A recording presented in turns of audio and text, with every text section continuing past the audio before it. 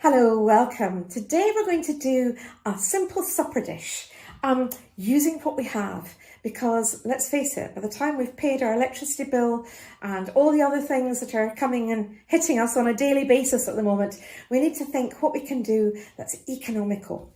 So I have picked the things that we have in the garden. I asked Busa, what have we got left? It's January, and of course March is known as the starving month because, even if you were storing well over winter, nothing's grown yet in March, and that can be the time where it really hits.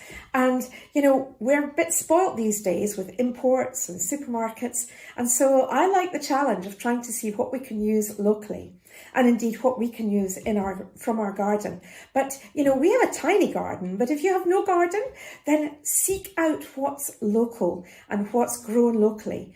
And primarily just now that's roots and cabbages, but that's lovely. Make the most of them, because you will really, really cut your bills if you're not buying things that are imported.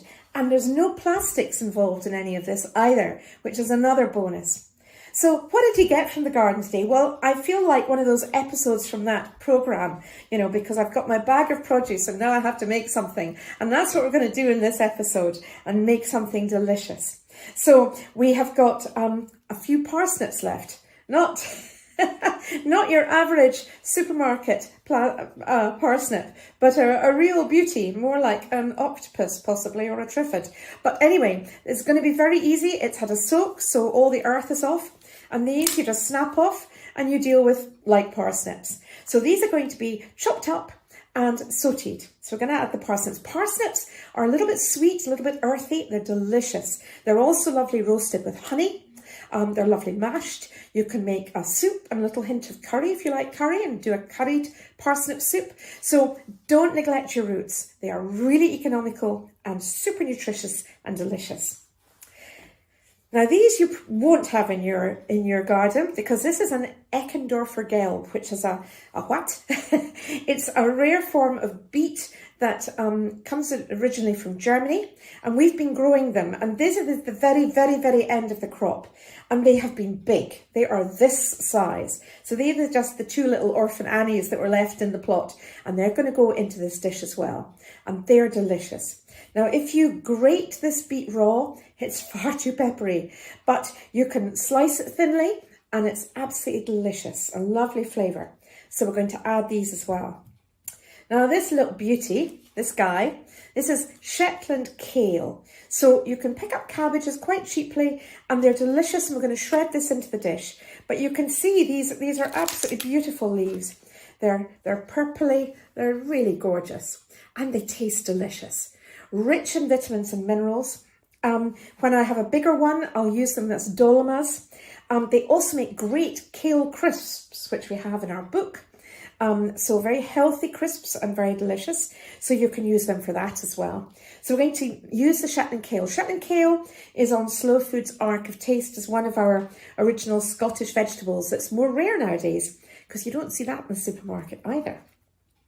Nor do you see these. Now this is the Musselburgh leek, which you've seen in my recipes before, because we seem to be very good at growing them. They're always prolific, and they're a member of the onion family. So you don't need to buy an onion. If you've got leeks, use leeks. If there's something on offer that's from the onion family, buy it. Don't be bound by a recipe book. I may write recipe books, but they're there for inspiration, and then do your own thing depending on what's available, depending on the time of year and the season and the budget. I've also got some lovely raw milk cheese. This one's called Coralin, and it's from the Errington family in Lanarkshire. And when you have a seriously good cheese like this one, you can actually freeze it. So if you haven't managed to use it all, you can freeze it for another day. I wouldn't refreeze it, but you can freeze it once and you can see it still looks like new. And I'm going to grate it and add it to my dish today. I'm not going to use rapeseed oil today because I have got some leftover mutton. And with that leftover mutton is some mutton fat.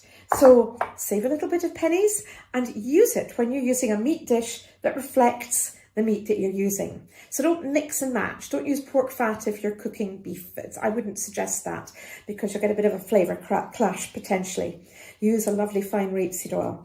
But the mutton fat is worth keeping for the days when you're maybe roasting potatoes or doing a dish like this. So don't waste it. This is free food and also free energy, pure energy. And as I said, we've got some mutton. Leftover cooked mutton. It's come out of the freezer, again, a little bag, ready to go to supplement another meal so that you're almost getting a free meal out of it. And this is from Wendy Barrie. Now, the Wendy Barrie is also on the Slow Food Arc of Taste. We run courses here, so we tend to have quite a lot of Arc of Taste foods around at any one time. It's absolutely delicious. Reared on Orkney, natural pasture, and it's a very, very old breed, an ancient breed with a very good flavour. It's available from Macbeth's Forres in his shop in Forres or online. But the season is done now until the next batch, which will probably be early summer maybe. But again, it freezes beautifully. So we're using something left over from the freezer. So you could actually make this a vegetarian dish, but we're adding some mutton as well. It'll be lovely. So from the biodiversity point of view, looking after our natural ingredients in Scotland and celebrating the wonderful food sovereignty we have, the local produce we have in Scotland. We've got local cheese, our own kitchen garden parsnips, and kale and leek, with the leek and the kale both on this rare heritage food list along with the Wendy Barrie. So you can have a really economical meal and yet still be using totally Scottish ingredients. Not an avocado in sight. So I'm going to do some prepping now. I'm going to pull these guys off, give them a bit of a scrub, dice them up. I'm going to peel these and get them diced up and shred my Shetland kale and come back to you. So here in the low winter sunshine, I have stripped off all the peelings from these. So you can see they're all ready to go, different pieces of all from that one parsnip. And I'm just going to cut them into nice diagonal bite-sized wedges. Now all the cuttings have gone into the compost, which is also very good to make the soil nice and nutritious for the springtime, for the next growing season. And when you come on to the big bit like that, then cut it diagonally, so again you've got nice wedges like so, and then they will cook evenly if they're all around about the same size. And they're going to go into my wok or into your frying pan and give them a bit of a sizzle. Now this is partly to start the cooking, but also because you're caramelizing the edges, and that's lovely because you're bringing out the natural sugars in the vegetables and it adds to the flavour and indeed the colour, rather than just boiling and baking them. It gives it a lovely flavour. So all these little guys, just dice them up, ready to go in the pan. I have the pan on the cooker and the mutton fat, the mutton dripping is melting away nicely there. So, like so, and nearly finished the parsnip. Now, as I said, the beet takes longer to cook. This is parsnip. So you have to make sure that it's cut more thinly. The thicker they are, they will take longer to cook. So it's important that when it's a vegetable that takes a long time to cook, that you cut it thinly.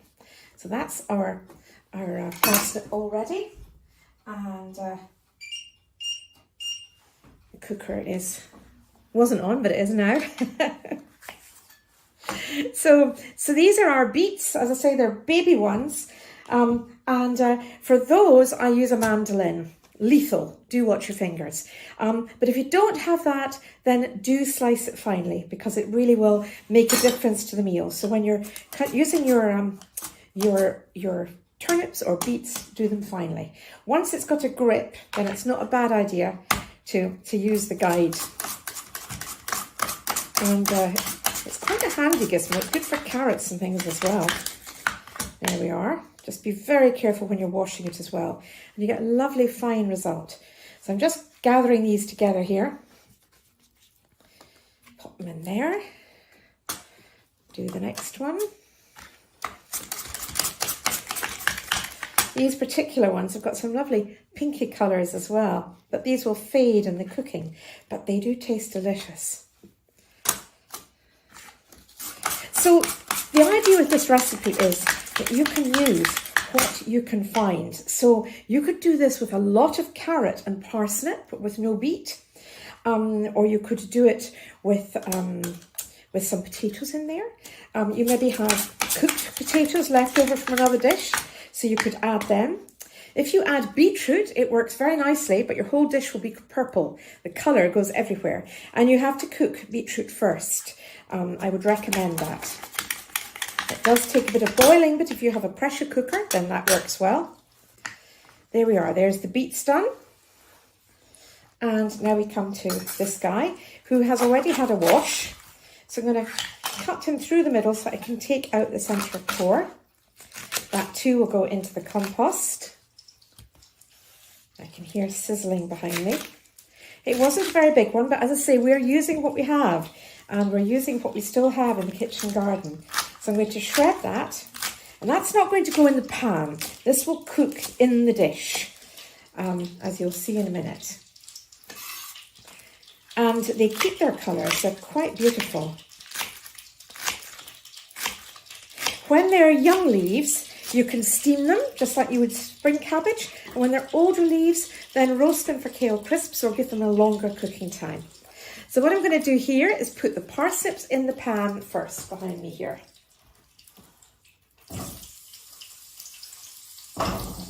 Give them a chance to roast. There they are. With a little bit of sea salt and some black pepper. Now these will roast away. Now that is the beet already and the kale already.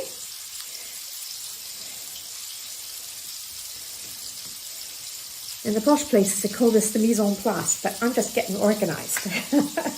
And this little guy, will cut that up as well. The leeks are ready to go and they need no cooking. They're so small still, but we have thousands of them, so that's good. So here we have our beet ready to go and our kale ready to go. Now, some of this borare was scraped off the sort of serving dish when I've been carving, so some of it is already sort of shredded in the bottom of the dish, and the rest is still a lump that came off the bone. So I'm going to dice that as well, so that it's ready to add to our mix. And we're going to make a lovely baked dish that will be delicious today, and it'll be equally delicious for another meal tomorrow. So we'll definitely get a couple of family meals out of this. You can see we've got a good 160, 180 grams of the cooked mutton. But you could do this with some diced leftover sausages. You could do it with a little bit of leftover beef. So you could use any, or as I said before, you can make it vegetarian. But we're using things that we have, and it's going to be delicious. Now the parsnips are going to have about 5-8 minutes in the pan, and then we'll come back and see how they're doing. Now here's my roasted parsnip. It's looking delicious. It's lovely and golden and caramelized, and that's just what I want. So the next bit's really easy. I want to create a sauce. So I'm sneaked into the larder and got a can of tomatoes. So 1 can of tomatoes, in it goes. Don't waste the bits in there. Pop a little bit of water in, swirl it around. and catch those bits as well. And that goes into the recycling. I'm going to add in all my musselburgh leeks. Add them in, like so. And I'm going to add in the Orkney Borderie. Now there's quite a lot here, so I might just hold back a little bit and see whether I need it all, because it's got to fit the dish. So I want to make sure it fits the dish. So I think I might keep back a little bit for stovies another day. And that's in there. Now the tomatoes give it a moisture, so it'll help it all the flavours to combine, and also you need a little bit of moisture to cook the kale. So I'm going to put the kale in here as well. Now the kale at the moment is taking up quite a lot of room, but it works its way down and beds down. So what we're going to do now is put this back on the cooker, on the hob. Now it's not cooking particularly just now, but a little bit of steam and heat will kind of consolidate that kale down in the pan for when we're putting it in a serving dish, and it will just also warm up the ingredients. So when I put it in the oven, it will all be already a little bit warm, so it's got the cooking started. So I'm just going to put that on there just now while I prepare other ingredients. And it's good if you've got a cover for that as well. I'm going to put a cover on.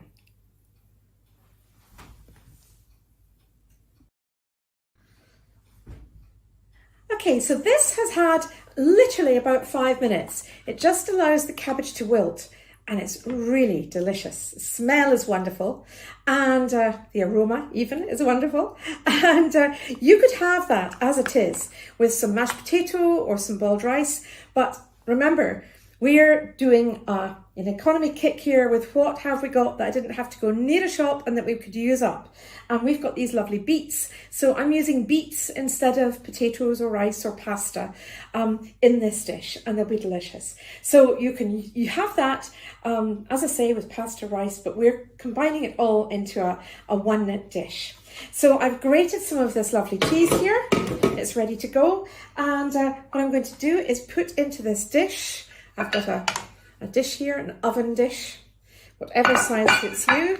And I'm going to add in a few ladles of this lovely mix, which has got the parsnips and the mutton and the leek all in there, along with the Shetland kale. So I'm going to put about half in the bottom of the dish. Don't worry about not getting the juices, because we will get some of the juices in there. It'll be lovely. There we go. So in they go, like so. And then we're going to add a layer of these thinly sliced beets and layer them all over. And they will bake in that lovely juice. Now, one thing I can't stand when I'm cooking is a juicy dish that's dry. So always make sure you've got lots of moisture in the dish. And then you can really enjoy it. And there's lots of juices that can be mopped up with as you mash the vegetables. So definitely a little hint there. Now I've made a basic white sauce here, just your basic recipe with 50 grams flour, 50 grams butter, and about 600 grams of milk, 600 mils of milk, and bring it to the boil. And I'm going to drizzle that over the top of the beets, added moisture, added nutrition, added flavour, and pop that in over the top like so. Then going to add the second layer of my lovely mix on the top.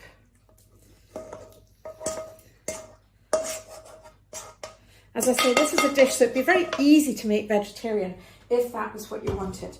I am using leftovers in, I think, an imaginative way and a lovely way that will feed the whole family and cook in the oven. Now, this dish will take about 45 minutes. So if you can cook something else at the same time for tomorrow's meal, that is excellent.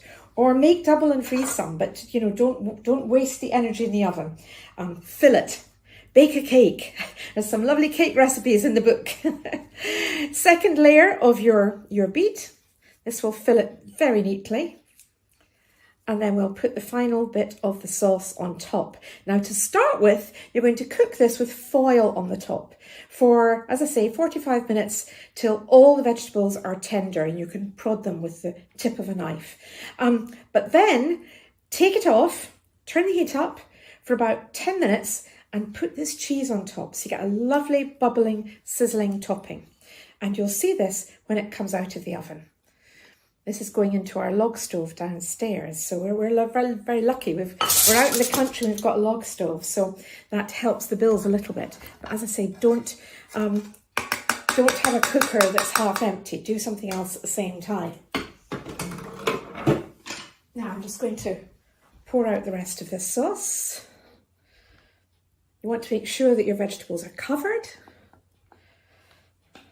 so that they'll all cook beautifully and steam beautifully. And you see, by giving that wok just 5-6 minutes on the cooker, the steam took down the kale, so it wasn't so bouncy and so big. It settled into the dish, like so. Ready to go. So that is going into the oven 45 minutes at about 180 with a foil topping at the moment so that the extra heat is conserved so that you can really steam these vegetables and they'll be thoroughly cooked. So come back to me then. And here we have our finished dish. In this case, it's a Bouleret mutton bake, but you can give it any name you like. And it had 45 minutes in the oven just to make sure all the vegetables and all the ingredients were blended and the flavours developed. And of course, the vegetables fully cooked as well. The meat was already fully cooked. And you can see now it's then finished off under the grill with that lovely grated cheese on top. And I'm going to spoon some out into a bowl for you to see. It cuts beautifully. And this will heat up beautifully the next day. So it doesn't all have to be eaten in one go. It will definitely be delicious for another day or two afterwards. Just make sure that you let it cool before you put it in the fridge. And then you keep it chilled and then reheat it to a really bubbling hot, 82 degrees actually when you're reheating food. And there it is, ready for you to enjoy. So I hope you enjoyed this recipe. Join us next month for another dishes. Maybe time for pudding next time. See you then.